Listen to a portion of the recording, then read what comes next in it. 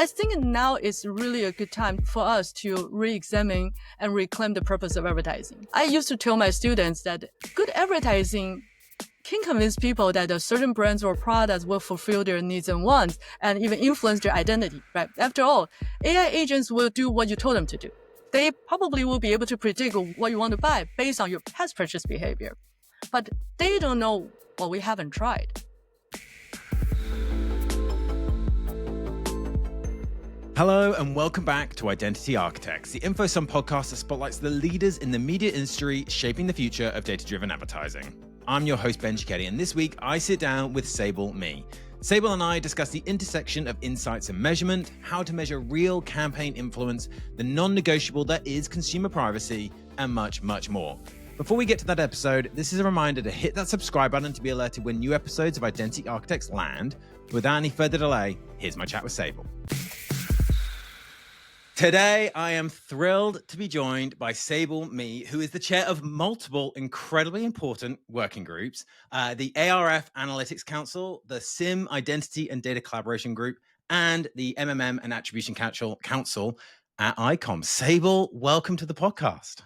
Thank you. Thank you for having me. Yeah, I feel like I'm opening a furniture store because of the chairs. I like that. It must keep you very busy. So I appreciate you taking the time to be on the podcast with me today. For anyone who doesn't know you, can you just give us a quick introduction to yourself? Hello, everyone. My name is Sable Mi. Ben has introduced all my current chair positions. And I work in EdTech, MarTech, universities, and full-service agencies for more than 20 years and have spent the last decades focusing on data, identity, measurement, and insights. Wow. So all the hottest topics in the industry. So keeping you very busy. And I'm sure we will dig into all of those topics throughout the podcast. But we'll start by getting to know you a little bit better through our rapid fire questions, starting with what's your earliest memory of advertising? Well, back in Taiwan, when I was little, I was watching a war drama on TV. I still remember that. And then when the pilot died heroically, the music was somber and I was crying. And suddenly it cut into a commercial break and a very cheerful voice coming talking about spring cleaning and selling a household product. I think it's very similar to Windex. I felt violated and angry. Yeah. Still remember that feeling like after all these years. And I think that's part of the reason that even with all of those micro-targeting that we have today, I still believe in contextual relevance is the first step of getting a message across. Yeah, I agree. That's clearly stuck with you, and I can totally understand it. That's probably a perfect example of why that is so important. So if you take yourself back to those times and those days, watching that commercial for the first time, what did you want to be when you were younger? Oh, when I was little, I wanted to work in some kind of intelligence, probably because of many of those Taiwanese TV dramas. But since high school, my career goal has always been in advertising. Amazing. So what was your first job in the advertising industry then? So I began my career as an account executive in a full-service advertising agencies in Taiwan. And I recall the first day of work, nervous as heck. And I was using a magnifying glasses to check the color proof of a magazine ad. So do people still mark a CMYK on the final hour today? I don't even know. But anyway, so our art director told me that I did well. Okay. You mentioned that going through school, your goal very quickly became the advertising industry. What do you think it was that attracted you to the industry? And then what keeps you in it to this very day? So although most of people probably don't think advertising is a combination of art and science, it truly is. I love that advertising is persuasive in nature, right? So because no one really wants to see advertising, nobody say, you got to see the ad. So the message, including the creative execution, needs to resonate to its audience to have any effect. And it's challenging and it's fun. I used to joke that we need to make advertising more like bacon because everyone likes bacon, including some of my vegetarian friends. So Yeah, it's the smell, I think, of bacon that gets it. My mum's a vegetarian, and she will occasionally get the smell of bacon, and it's the most temptation she gets is that smell. I had a colleague who's a vegetarian, and we, back to the .com days that we work, and we were, we're very lucky. Sometimes they serve breakfast, and I have a whole plate of a bacon and egg. And she walked by, she grabbed a piece of bacon from my plate, and she's like, "Okay, you're vegetarian." She made exceptions for bacon, so I always remember that. I love that. So, in your career and even today, you must get to speak to a lot of people who are at kind of different stages of their career. What advice would you give to someone who is just starting out in their career in media and advertising? I think I would tell them that it's okay to make mistakes as long as you learn from it, and just don't make the same mistake twice. Because innovation and improvement come from trying all different things, and many of them will fail. And I'll also tell them that if they're in an environment that does not allow them to try, look for somewhere else. Yeah, I agree. You have to allow people to make mistakes. Like that's how Yeah. we all learn. And if you're too afraid of making mistakes, if you put too many constraints around things so that mistakes can't happen, I completely agree with you. You completely hold back any kind of innovation that can come from that. And we're an industry of innovation, right? That's kind of what we're built on. And it's constantly changing, which can make it both exciting, it can make it stressful. So, a two-part question. What keeps you awake at night? So, I guess what's that stress factor? And then what gets you up in the morning? What gets you motivated in the morning? Yeah. My husband always complained that I take the words very literally. So I'll start with what keeps me up at night.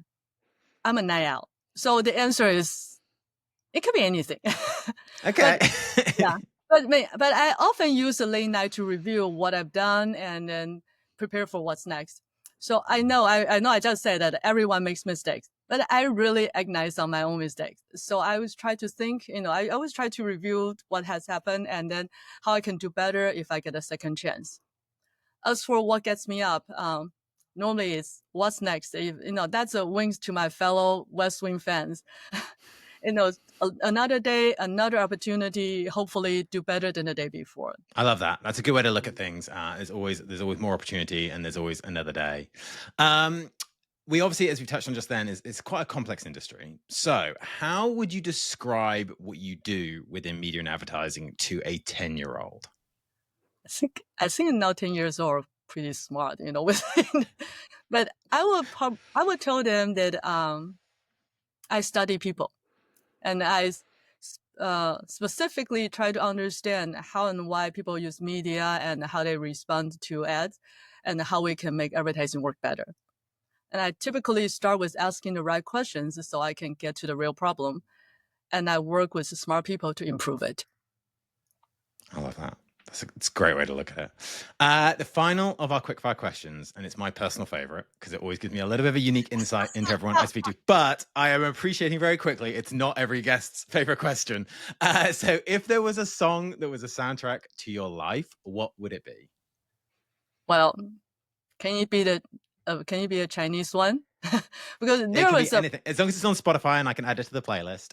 uh, there was a pop song back in the 90s by Cindy Lam and called "The Night Is Too Dark." I really like Mm. that song, and then I mean, even back then, my friend would say, "Sable, that's you," but I don't think anyone here knows it though. Okay, well, they will do soon because I'm going to track it down and I'm going to add it to Spotify. And I encourage everyone to go Oh and listen my! to it. And I will be Okay. listening to it after this, which is why I love that playlist so much. We will move on to some of the more topic related questions. And you've touched on the consumer already and thinking like consumers and trying to understand why and how people act. And you spent the last decade focused on consumer insights. What drew you to that space, and how has your thinking evolved over the time that you've been focused on it? Mm. My background is advertising, so advertising is about persuasion. Consumer insights are the foundation to define and to connect, so you can meet your audience, where they are, and hopefully lead them to where they want to be, where they need to be, right? So over the past decades, we got more data. You work for InfoSum, we got browsing, purchasing, location, all kinds of data. And often we forget behind all these numbers are real people. So I think I spend more time understanding how those data are collected, organized, sometimes modeled, and before I draw any conclusions. Yeah, I think it is so important. I think so quickly we forget the consumer on the other side of that Mm-hmm. data. It's something we're very passionate about. InfoSum, I can feel that you've got that same passion, which is at the end of the day, we are all in service of consumers. And one of the promises of digital advertising was that it would revolutionize how we connect with consumers. In your opinion, has digital advertising lived up to that promise? And if not, where did it go wrong? Yeah. Or revolutionized. It's an interesting word, right? Because it does not necessarily lead to positive effect. Mm. So unlike the old days when advertising space was scarce, digital advertising has almost unlimited inventory. So because it's everywhere, we track, follow the audience. Sometimes almost feel like a piece of gum on the sole of your shoes. It's really irritating. So unfortunately, often we target people with some crazy frequency. I saw some crazy frequencies before, but we fail to connect. Mhm. For example, can you name any digital ads that touches you in an emotional way? I can't. Can you? No, I honestly couldn't if which is terrible, but I'm just being Yeah. honest. Yes. And I think it's interesting, right? Because when we asked that question, one of the first Mhm. questions we ask is, what was your earliest memory of advertising? And we ask that to obviously every guest we have on the podcast. And no one has ever said a digital ad. Like it's almost exclusively TV. TV. And it's Yeah. almost exclusively something kind of resonated with them for some particularly, for you, obviously, it was actually kind of for a negative reason, which was that it But kind I of still turned you remember off that everything you product. said. I can recite that in Chinese because it was so conflicting. Mm.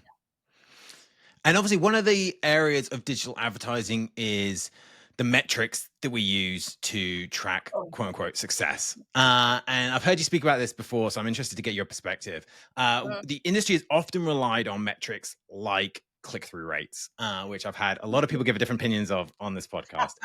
What does it truly mean to measure what matters? And how can we shift towards kind of from those short term metrics to long term impact? Mm. So click through or less touch, less click are those shortcuts. That's so easy to manipulate and it Mm. often hurts business in the long run. A few years ago, so giving you example, a few years ago, I did a study comparing the results between clicks and store visitations. So the study universe was over 100 mobile campaigns, all of those with a KPI of driving visitation to the stores. And like most of the digital campaigns, they also provide click-through rates, and some will optimize accordingly. So what we did is we pulled the data for the devices that clicked versus the devices that went to the store. And the average overlap was 4%. 4%.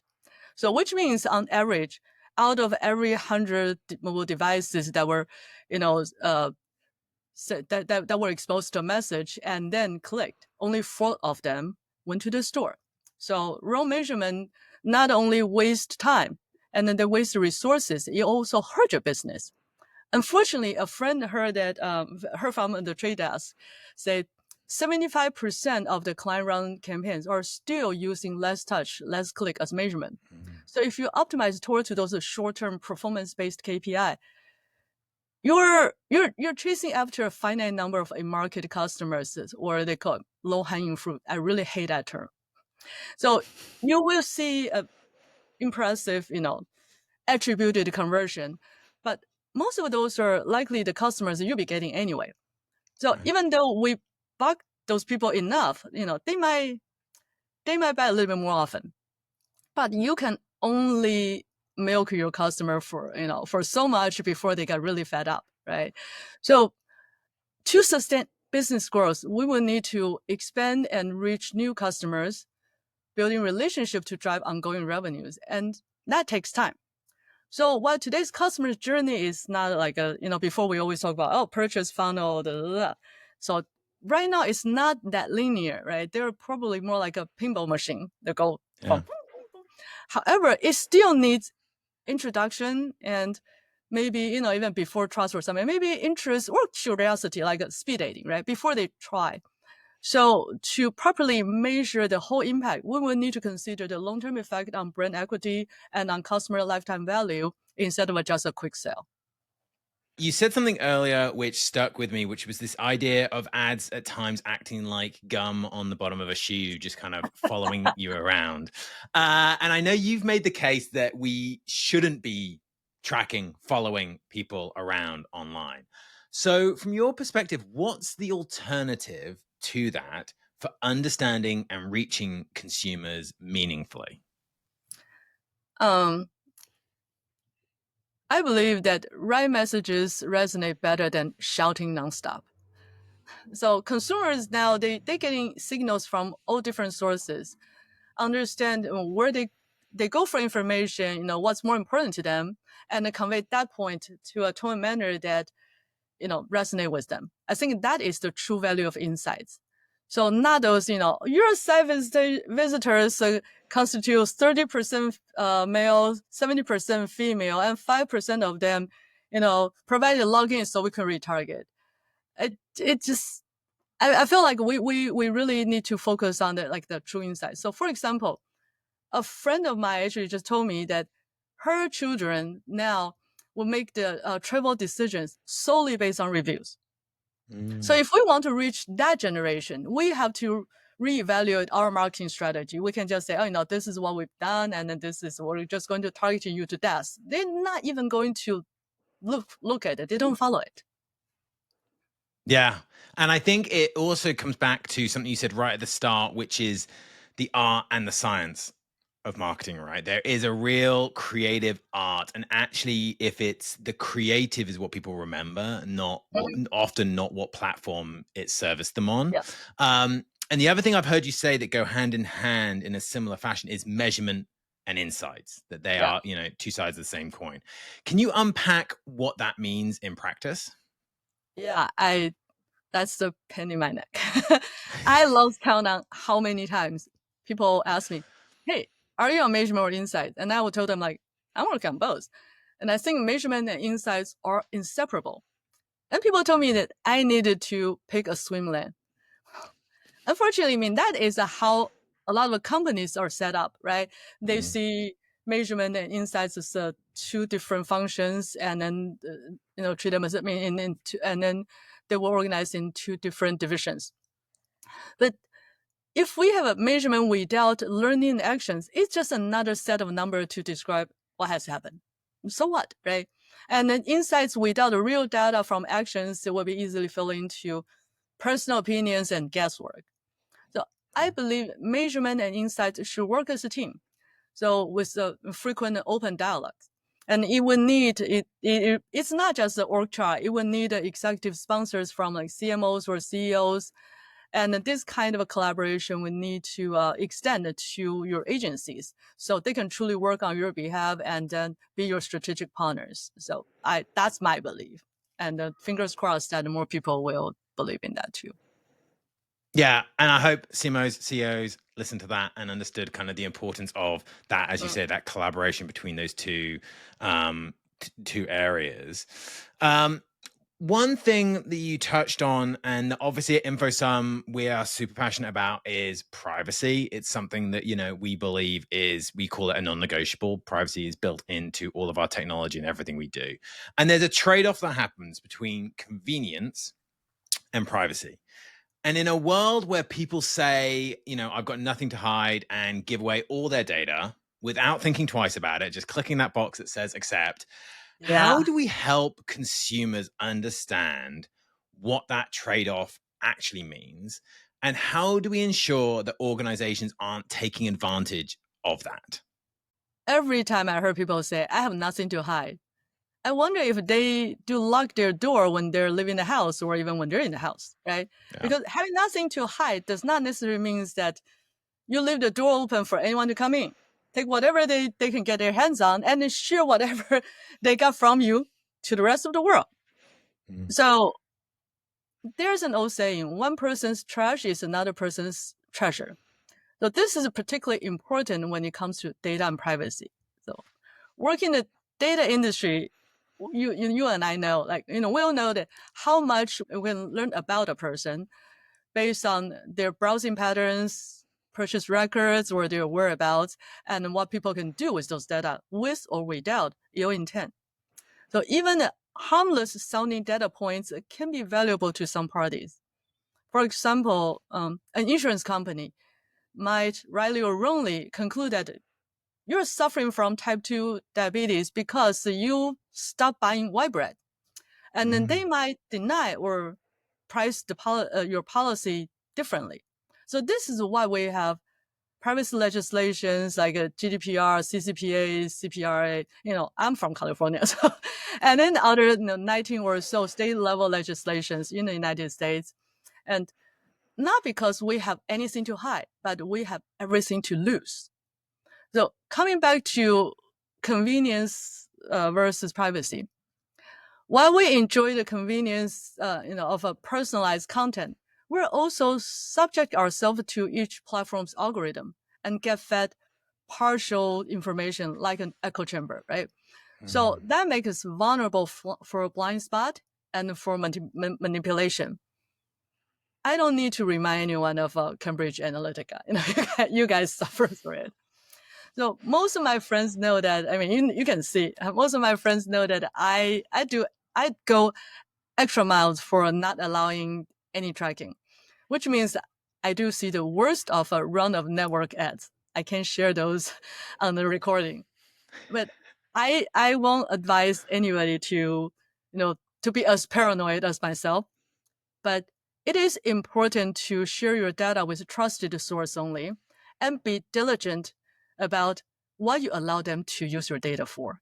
Yeah, I also think there's a lot of responsibility, obviously, on the companies themselves, right? So, to your point, I might make the decision that I am willing to allow, um, Microsoft to collect my data because I'm a big Xbox gamer, and therefore I know that they will understand my gaming habits better, and therefore will be able to serve better content and ads via that. But I wouldn't expect that data to then get passed on to a whole host of other companies that 99.9% of consumers have never heard of. I'm kind of the feeling that only the company that you have given that consent to take that data should be allowed to keep that data, which is obviously why at InfoSum we do believe in that kind of first party world where Microsoft should keep hold of that data. They can use it to collaborate and they can use it to kind of improve the experience, but that should remain protected. And that's kind of the non-negotiable that we see at InfoSum. And when people check, accept all, sometimes they forget there's a box say, allowed to share with a third party or other Mm. marketing partners or sell your data. They don't check on that. I look for everything. Yeah. Yeah. If you click the box that shows everyone that's going to end up with the data, it can be quite scary. uh, let's get back to performance marketing. And we've talked about performance-based media often converts people who are already going to buy, to your point around kind of like how that the kind of the dark funnel and that how that can happen. How should advertisers rethink return on ad spend, ROAS, to better reflect the true influence that ad has actually had on the consumer? Oh, fun topic. So ROAS has many issues. One of that is the calculation often uses gross sales as the numerator instead of a profit margin. So it's always positively inflated. And ROAS calculation uses total sales from anyone, like anyone that's exposed to the message, and they're not counting overlapping, they're not counting incrementality, which means most of ROAS claims a credit they don't deserve. And besides, if media are incentivized on immediate conversions, they will go after ready to buy those customers. So for example, if a company that is getting rewarded by pay-per-visit, the easiest way is to geo-fence and then target the people in the proximity or worse in their parking lot. If consumers are already there, guess what? They're going, right? Yeah. So they will claim that credit, but the ad does not bring people to the store. it's a waste. And another example, if a customer is getting a coffee and a donut every morning at the same Dunkin' Donut, I can serve an ad every morning and get a claim that that transaction is attributed conversion. But in reality, that transaction would happen without the ad. And the ad probably irritates the customers, more if he or she is in a rush. So I believe ROAS can be short-sighted and is a dangerous metric to optimize on. We really need to measure more holistically and never lose sight on brand equity. I Mm. can't stress this enough. So, which means we need to consider brand engagement at every phase, pairing brand tracking with sales so we can understand how brand awareness, loyalty, and sentiment perform over time. And maybe using MMN for a longer timeline and to properly measure incrementality and long-term marketing effects. Yeah, I think that's such a smart way to look at it. And to your point, that brand equity is such an important part in the advertising mix. It's a critical component you can't necessarily measure, but it's always going to have a massive impact on those kind of decision factors. And you spoke right at the start about, or alluded to, advertising's original purpose, which was meant to change perceptions instead of just changing behavior, which is a lot about that brand equity. It's changing the perception of the brand. How can the industry reclaim that purpose, especially with AI, which we had to mention at least once, now in the mix in the advertising industry? Yeah, speaking of a purpose of advertising, um, I had a discussion with a friend at the CS early this year. So he claimed that soon we would no longer need to advertise to people, just to their AI agents. And the Mhm. targeting efficiency and audience measurement will be based on how many AI agents we will reach. I disagree. I totally disagree. We're still fighting for that. So first, AI agents, while efficient and powerful, they don't have emotions. They can Mm. appear to be empathetic, but they don't feel, right? They have no pride, no envy, no shame or guilt, no desire, and no true motivations. So going back to the basics, right? Maslow's hierarchy of needs does not apply to them. So there's Mm. no emotional connection whatsoever. And secondly, they can get, AI agent, they can get product features, pricing, shipping, reviews, all kinds of information anywhere on the internet. And they don't forget. So there's really no point to pay for impressions to target those agents. So what's the perception in AI anyway?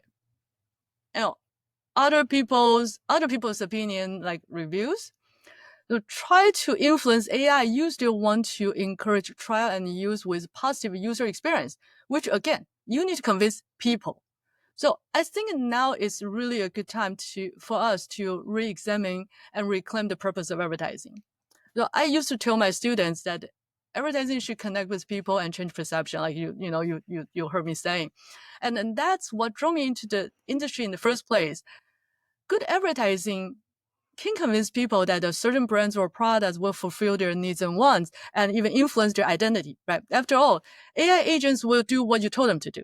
They probably will be able to predict what you want to buy based on your past purchase behavior, but they don't know what we haven't tried, and they can dictate what we want to become as a person. So I think ultimately we still need to put people in the center.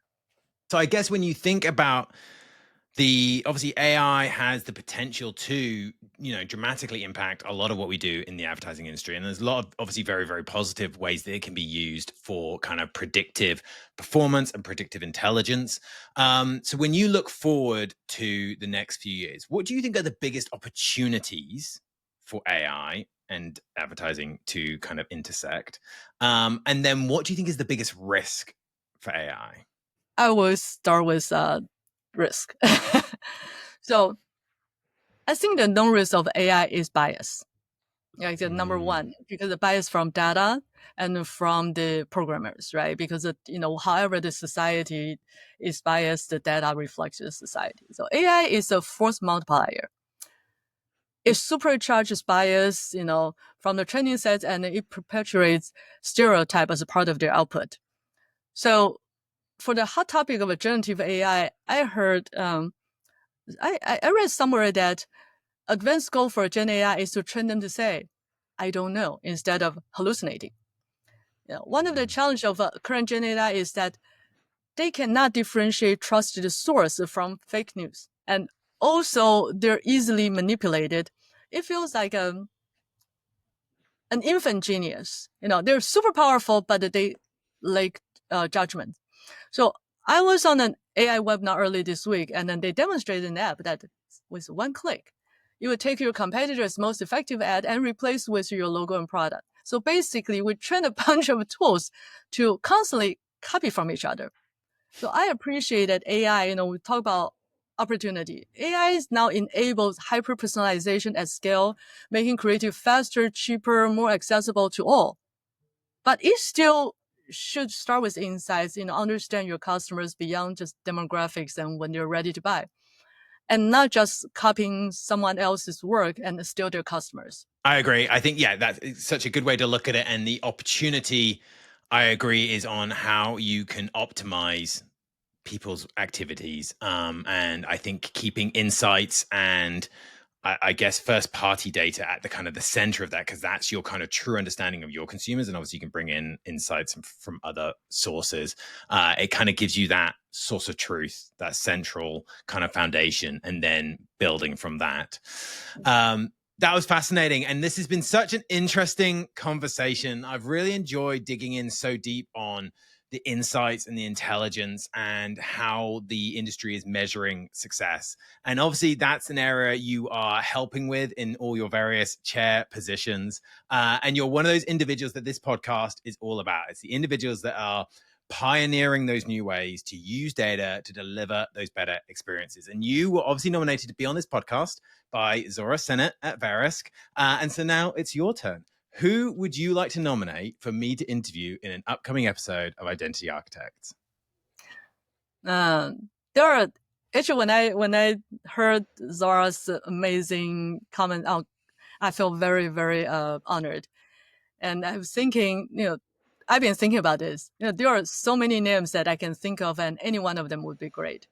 But if I can only pick one, I would nominate Helen Katz, the EVP research of Publicis Media. So over the years, I've learned so much from her. She's kind, wise, and always very generous in her with her insights. I believe she will be an excellent, excellent guest on your webinar. I love that. We will definitely reach out to her and try and get her on the podcast. I really appreciate that. Sable, I appreciate you being on the podcast with me so much. I appreciate you sharing so much. And I appreciate the work that you do through all those various organizations to surface information for different brands and ensure we continue to do the right thing in the industry and push the industry forward. So thank you so much for being on the podcast with me today. Thank you so much for the opportunity. Truly appreciate it. And I enjoyed it very much. Thanks again to Sable for being on the podcast. I really enjoyed that conversation. I loved digging into all the detail around insights and measurement, but most importantly, I loved how often we brought the conversation back to the consumer. All that leaves for me to do is to remind you to hit that subscribe button to be alerted when the next episode of Identity Architects is available. But until then, thanks for listening.